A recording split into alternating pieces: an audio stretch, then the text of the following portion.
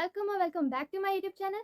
और इस वीडियो का टाइटल है मिस्टेक्स। देखो, मिस्टेक्स करना बहुत ज़रूरी होता है सीखने के लिए। बट इसका मतलब ये नहीं है कि हम अपनी मिस्टेक्स को दोहराएं। हमारे मिस्टेक्स के दोहराने की वजह से हमारे नीट मॉक टेस्ट के मार्क्स जो हैं वो स्टक हो जाते हैं और हमारी सिली मिस्टेक्स के चांसेस बहुत ज़्यादा बढ़ जाते हैं।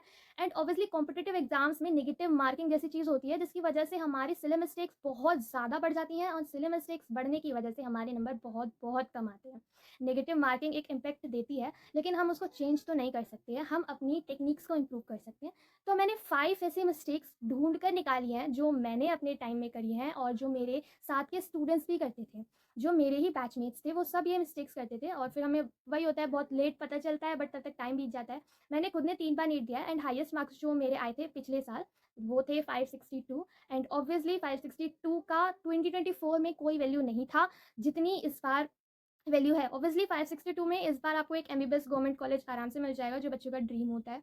ठीक है, तो मैं अच्छे से बता सकती हूँ कि मैंने क्या मिस्टेक्स करी थी और क्या मेरे साथ के बच्चों ने भी मिस्टेक्स करी थी। तो मैंने ये नोट डाउन करके रखा है। First thing is reading and not revising. देखो, मैं भी यही करती थी कि मैंने आज जो 2 चैप्टर पढ़े हैं, है ना, उन 2 चैप्टर को रिवाइज करने का टाइम मेरा कब आएगा मुझे खुद भी नहीं पता है। तो अगली बार जब टाइम आएगा ना उनको रिवाइज करने का, तो मैं रिवाइज नहीं कर रही होंगी, मैं फिर से रीडिंग, क्रामिंग, यही सब कर रही हूँ, मैं याद ही कर रही होंगी। बहुत बैड हैबिट हो जाती है, उसको सुधारते सुधारते टाइम बीत जाता है, पता भी नहीं चलता है। तो आप प्लीज़ आप ये मिस्टेक तो बिल्कुल मत करना। इसका एक बहुत अच्छा सॉल्यूशन मैं आपको बताती हूँ, इसको इम्प्रूव करने के लिए। तो वो है कि आज मैंने जैसे 2 चैप्टर पढ़े हैं, ठीक है? तो मेक श्योर कैसे भी करके एक ऐसा मैं शेड्यूल बनाऊँ कि मेरा न्यूलैंड्स लॉ ऑफ ऑक्टेव जो है, ऑक्टेव रूल, वो फॉलो हो और क्या कर सकूँ मैं 8th डे पे, या मैं बोलूँ 7th डे पे, मैं जो आज मैंने 2 चैप्टर पढ़े हैं मैं फिर से रिवाइज़ कर लूँ एंड नेक्स्ट 7th डे पे मैं वो दोनों चैप्टर रिवाइज़ कर लूँ। आप समझ रहे हो? आपका 7 डे रूल बहुत बहुत ज़्यादा ज़रूरी होता है और इस चीज़ को इम्प्रूव करने में बहुत हेल्प करेगा।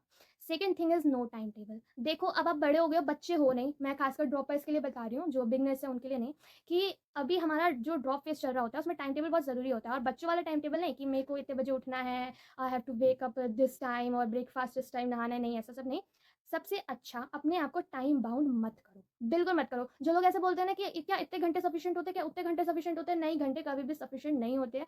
इसका बेस्ट तरीका क्या है, आप क्या कर सकते हो कि अपना एक कॉपी बनाओ और उसमें लिखो कि मुझे इतना जो टॉपिक है आज मुझे क्लियर करना है, मुझे इतने टॉपिक्स आज पढ़ने ही पढ़ने हैं। जैसे मैं बनाया करती थी, मेरे को था कि मेरे को फिजिक्स के 2 चैप्टर, केमिस्ट्री 2 एंड बायो के 2 चैप्टर डेली, मुझे न्यू चैप्टर्स 2-2 करके ऐसे मुझे पढ़ने हैं। और एट एनी कॉस्ट, चाहे कितनी भी रात हो जाए, चाहे मेरे को 4 बजे तक जागना पड़े, मुझे वो चीज़ करनी ही करनी है। And trust me, initial days में जब आप ये बनाओगे ना तो आपको बहुत ज़्यादा टायरिंग फील होगा और आपसे नहीं हो पाएगा। बट इतना रात-रात को जागने की भी कोई ज़रूरत नहीं है, डार्क सर्कल्स आ जाते हैं उससे, ऑब्वियसली मेरी तरह।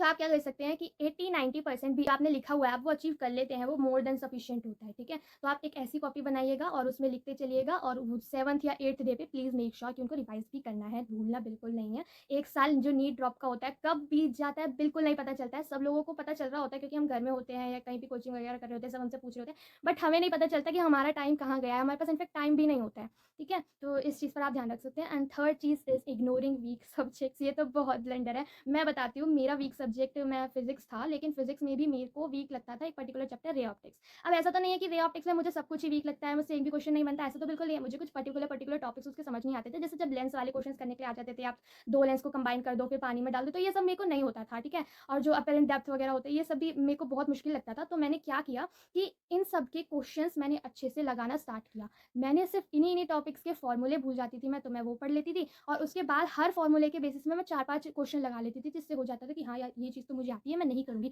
एटलीस्ट मैं एग्ज़ाम में ट्राई तो कर सकती हूँ, ट्राई करूँगी तो मेरा कोई ऑप्शन आएगा और मैं उसको कर कर आऊँगी, सही होगा तो कितनी खुशी होगी, राइट? तो आप वीक सब्जेक्ट्स को बिल्कुल भी इग्नोर मत करिए, उनको इम्प्रूव करने की बहुत ज़्यादा ज़रूरत होती है, ठीक है? देखो, पीसीबी वाले बच्चे होते हैं ज़्यादातर, तो बायोलॉजी स्ट्रॉन्ग होती है, बट बायोलॉजी स्ट्रॉन्ग का मतलब भी होता है कि 350 प्लस या 340 प्लस। बायोलॉजी का स्ट्रॉन्ग होने का मतलब भी ये होता है, आप 10-20 नंबर से ज़्यादा जो है नहीं गवा सकते बायोलॉजी में, अदरवाइज़ आपको फिज़िक्स और केमिस्ट्री में बढ़ाना पड़ेगा और बायो वाले स्टूडेंट के लिए फिज़िक्स और केमिस्ट्री में बढ़ाना बायो को छोड़कर थोड़ा टफ पड़ जाता है।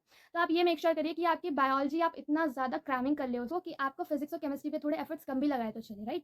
अब आता है fourth cheese is mistake notebook. मैंने भी बनाई थी, मेरे 2 ड्रॉप थे एंड मैंने दोनों ड्रॉप में मिस्टेक नोटबुक बनाई थी। तो मिस्टेक नोटबुक का मतलब क्या होता है कि मैंने आज कोई मॉक दिया है और उसमें मुझसे ये क्वेश्चन नहीं हुआ, ठीक है? मुझे एक पर्टिकुलर क्वेश्चन नहीं हुआ, तो मैं उसको अपनी मिस्टेक नोटबुक में लिख लूँगी विद सॉल्यूशन कि ये मुझसे क्यों नहीं हुआ या इसका सॉल्यूशन क्या है, ठीक है? तो मैं ये उसमें लिख लूँगी और उसके ऊपर एक रेड पेन से मैं ये मार्क करके लिखूँगी कि क्या ऐसी दिक्कत थी, क्या ऐसी प्रॉब्लम थी जिसकी वज़ह से ये नहीं हुआ, ठीक है? तो मैं ऐसे भी लिख लेती थी रेड कलर से ऊपर क्वेश्चन के और उससे मुझे हर हफ्ते रिवाइज़ भी करना पड़ता था, ठीक है? आप सोचोगे कि यार हर हफ्ते तो हर चीज़ रिवाइज़ करनी पड़ रही है, नहीं। देखो, आप मिस्टेक नोटबुक को ना 1 दिन रिवाइज़ करोगे, आपको थोड़ा टाइम लग सकता है, लेकिन आप मिस्टेक नोटबुक को आधे टाइम में, जैसे आधा साल हो गया आपको, तो थोड़ा-थोड़ा टाइम इंटरवल पे आप उसको डिवाइड करके डेली सुबह के टाइम पे उसे पढ़िए, तो आप 5 मिनट में भी खत्म करने लग जाएँगे, आप अपनी स्पीड देखेंगे तो, ठीक है? और फिर जो आपको दिख रहा है कि यार अब तो टाइम खत्म हो रहा है और पेपर आने वाला है, तो आप क्या करिए कि मिस्टेक नोटबुक्स को रोज़ रिवाइज़ करिए। मिस्टेक नोटबुक को रिवाइज़ करने से सबसे बड़ा बेनिफिट जो होता है, वो होता है सिली मिस्टेक्स का रिडक्शन। सिली मिस्टेक्स रिड्यूस होंगी तो नंबर ऑटोमेटिकली इंक्रीज़ करेंगे, क्योंकि trust me, silly mistakes are blunder. Blunder होते हैं नीट एग्ज़ाम्स में या किसी भी कॉम्पिटिटिव एग्ज़ाम्स में, सिली मिस्टेक्स हम अवॉइड कर ले तो ज़्यादा बेटर होता है, ठीक है? तो 5th जो मिस्टेक है वो है स्ट्रेस। देखो, मैं जानती हूँ कि स्ट्रेस ऑब्वियसली होता है कि क्या इस बार भी होगा या नहीं होगा, मुझे ये पर्टिकुलर कॉलेज मिलेगा, मुझे अपनी स्टेट में मिलेगा, मुझे क्या एम्स मिलेगा। देखो, बीइंग अ ड्रॉपर मैं बता रही हूँ, स्ट्रेस लेना एक बहुत नेचुरल थिंग होती है, ठीक है? लेकिन स्ट्रेस से ना हमारी जो पोटेंशियल होता है हमारा, वो कम हो जाता है। सीरियसली बहुत ज़्यादा पोटेंशियल कम हो जाता है, क्योंकि देखो मैं बताती हूँ, मेरी क्लास में एक लाइव एग्ज़ाम्पल था, एक लड़की थी, ठीक है? तो मैं आकाश में पढ़ती थी, तो हमारे ना मॉक टेस्ट स्टार्ट हुए थे, ठीक है? अब उस लड़की ने क्या था, फर्स्ट मॉक टेस्ट था, सोच सकते हो, जिसमें यूनिट्स एंड डायमेंशन जैसे छोटे-छोटे चैप्टर्स आते हैं, वैसा एक फर्स्ट मॉक टेस्ट था और वो लड़की को पैनिक अटैक आ गया था। सीरियसली क्लास में बैठे-बैठे वो बहुत ही अनकॉन्शियस हो गई और हम लोगों को नहीं समझ आ रहा है कि क्या हो गया है ना, और उसने सबके लिए तो पैनिक बढ़ाया, ठीक है? हमें ऐसा लगा यार ये तो अभी फर्स्ट ही मॉक टेस्ट है and she is having panic attack, तो मतलब ये सीन तो ज़्यादा गड़बड़ हो गया, ठीक है? हमें भी थोड़ा डर लगने लगा।